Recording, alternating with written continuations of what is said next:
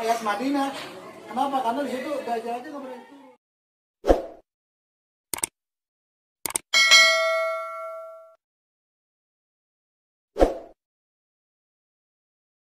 Kalau cerita awalnya ya, kalau pondok yatim ini berdirinya tahun 2018 ya. Tapi sebelum ada pondok ini kita emang udah ngebina yatim dari 2011 ya. Dari 2011 kita sudah bina yatim. Awalnya 7 anak, meningkat ya. Sampai 90 lebih anak yatim yang kita bantu.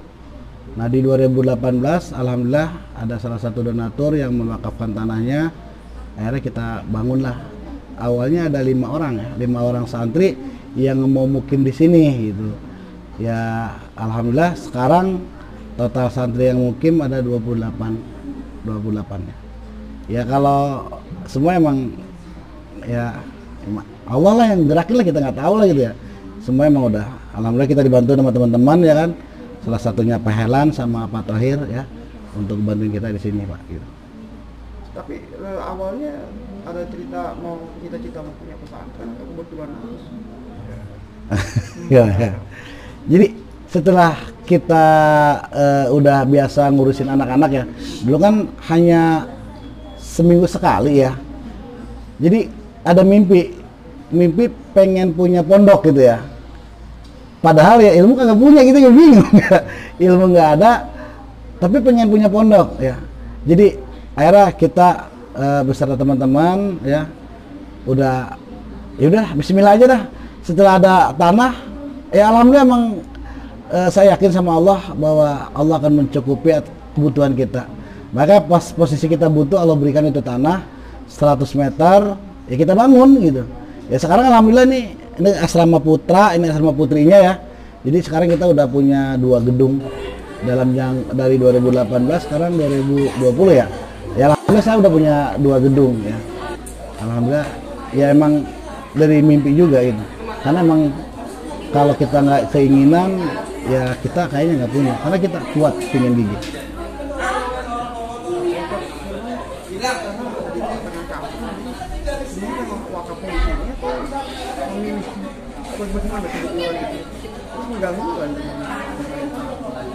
Kalau ngeganggu insya Allah kali ya, karena kebetulan masih keluarga ya di sini. Saya juga bingung kok bisa tanam tempat di sini kan gitu. Padahal kan awalnya yayasan tuh adanya di RT 1 RW 10, RT 2 RW 10. Kalau ini kan udah beda RT. Yayasan awalnya di sana berdirinya. Terus di sini emang samping rumah saya. Jadi semua ini emang nggak ada kebetulan. Kalau menurut saya itu nggak ada kebetulan. Ya mudah-mudahan ya kan Allah mengizinkan adanya pondok dekat rumah saya, di lingkungan saya juga. Mudah-mudahan Allah redho adanya seperti ini. Karena emang jujur aja saya udah nggak kerja. Saya emang sekarang namanya Allah aja ya. Jadi saya kerja sama Allah. Saya insya Allah sisa hidup saya emang buat anak-anak aja dah. Biar kenapa? Suatu saat saya sudah tidak ada, tapi saya punya bekas yang dari sini. Peninggalan artinya kan itu. Jadi biar mereka itu ingatlah gitu ya. Mudah-mudahan seperti itu keinginan saya. Dan saya coba belajar untuk ikhlas. Saya belajar untuk melupakan kebaikan saya dan mengingat keburukan saya akan ingat selalu keburukan saya, tapi akan melupakan kebaikan saya, dan saya akan ingat kebaikan orang lain kepada saya. Wabil khusus saya mengucapkan terima kasih kepada teman-teman para donatur ya. Ada sekolah relawan, terus ada saung tahfiz dan KHY-nya, ada GIB dan Paskasnya, serta ada Yayasan Sahabat Peduli, dan ada cap jempol yang sudah membantu kami, serta donatur-donatur lainnya dari dalam dan luar negeri. Masya Allah, itu semua emang udah Allah gerakan hatinya ya, wasilah dari doa-doa anak-anak kami semua. Ya Ustaz Firman, udah berapa jumlah santri sekarang, Pak? Kalau santri yang sekarang yang mukim ada 28, yang non mukim ya kurang lebih hampir totalnya 40 ada ya? 40-an lah gitu. Yang mukim dan non mukim. Kalau total yatim saya kurang lebih hampir 63 kalau yatim, total yatim saya. Ada di berbagai macam pesantren ya. Terus ada juga yang nggak tinggal di sini.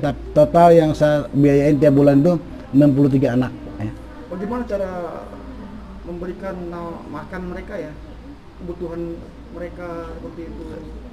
Sedangkan Bang Firman sendiri punya usaha apa di pesantren ini? Usaha apa ya? Usaha juga bingung ya? Iya, jadi saya tadi cerita ya kan, saya sama anak-anak coba belajar ya untuk ketauhidannya, jangan sekali-kali bersandar sama manusia, donatur apapun yang lainnya. Tetap bersandar kita kepada Allah, karena yang menggerakkan hanya Allah. Jadi selama ini kita anak-anak ya emang dari Senin Kemisnya silahkan aja kan tanya anak-anak puasa Senin Kemis jam 4 udah mulai pada bangun, setengah 4 udah tahajud ya kan. Yang pertama mereka doain orang tuanya, terus guru-gurunya, serta para donatur, minta sama Allah manusia yang ada di permukaan bumi ini, ya Allah gerakan hatinya, karena kita minta hanya kepada Allah. Ke manusia saya nggak pernah minta. Kalau ngajak iya ya kan, kalau ngajak iya betul, tapi kalau saya minta nggak pernah ya. Saya minta tetap hanya kepada Allah gitu. Jadi anak-anak saya doktrin untuk ketauhidan harus kepada Allah gitu.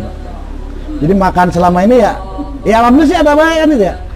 Kalau beras mah nggak kekurangan ya, alhamdulillah itu. Setiap bulan itu kurang lebih hampir 3 bulan habis saya 30 juta.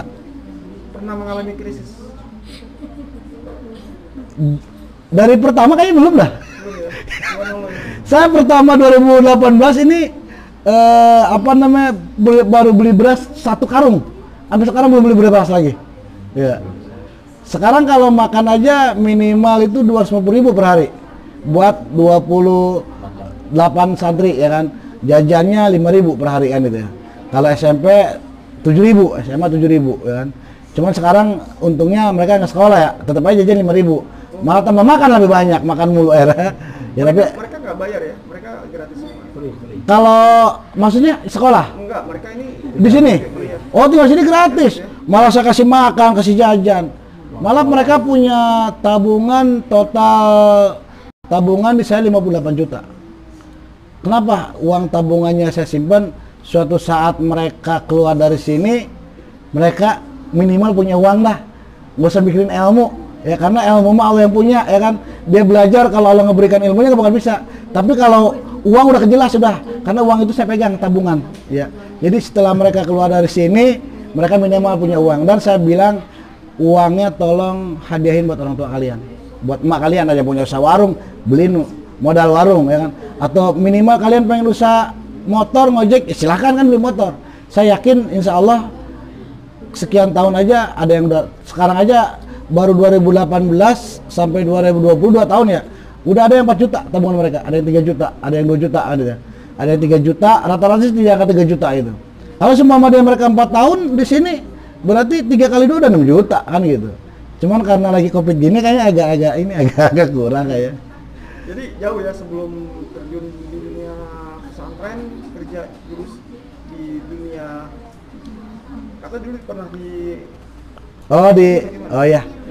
Saya 2013 pernah dari 2008 ya sampai 2013 akhir di salah satu perbankan ya, di finance juga, di perbankan juga ya.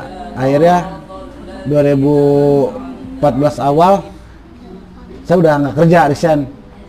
Jadi saya udah malas saya kerja lah, karena ya bukan kita gimana, udah nggak, bahasa kerennya mungkin kayaknya hijrah gitu. Saya kerja bangunan ya kan, 2015 ya, 14 tuh saya udah kerja bangunan, saya ngaduk ya kan setahun, terus saya jualan nasi uduk juga kurang lebih hampir setahun. Alhamdulillah di 2017 salah satu donatur ngajakin berangkat umroh ya. Alhamdulillah bisa kenal Mekah, Madinah, sama Kairo, Mesir ya. Ya dulu kerja malah nggak kenal gituan ya, nggak kenal. Padahal ya alhamdulillah kan kerja. Ya cuman ya begitulah. Akhirnya salah satu dari relawan sahabat peduli, ya sahabat peduli, ada program sedekah umroh. Kebetulan saya Allah izinkan untuk sholat di Masjidil Haram dan di Masjid Nabawi pada tahun 2017 saya berangkat umroh. Saya minta sama Allah di sana, karena di sana itu banyak tempat dan waktu mustajab. Ya, banyak tempat ya. Salah satunya Hijri Ismail ya kan. Terus di Hajar Aswad, terus antara Sofa dan Marwah. Saya selalu minta di sana biar Allah berikan saya ridho. Saya selalu minta nyari keridhaan Allah. Apapun yang saya kerjakan, berbuat baik, karena saya punya prinsip bagaimana caranya fitnah ini manfaat buat yang lainnya ya. Jadi saya itu hidup saya terus bermanfaat sama orang lain. Ya alhamdulillah sekarang ya saya udah ini anak-anak, yang penting mereka minimal lulus sekolah. Toh dia mau ingat kesini monggo, enggak juga, saya nggak mengharapkan dari mereka. Saya emang dari awal udah mengharapkan, tetap saya mengharapkan dari ridho Allah. Oke Bang Firman, makasih. Siap ya, sama-sama.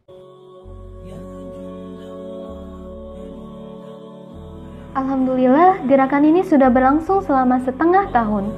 Nah, dalam program ini ada cenah, yakni celengan infak subuh.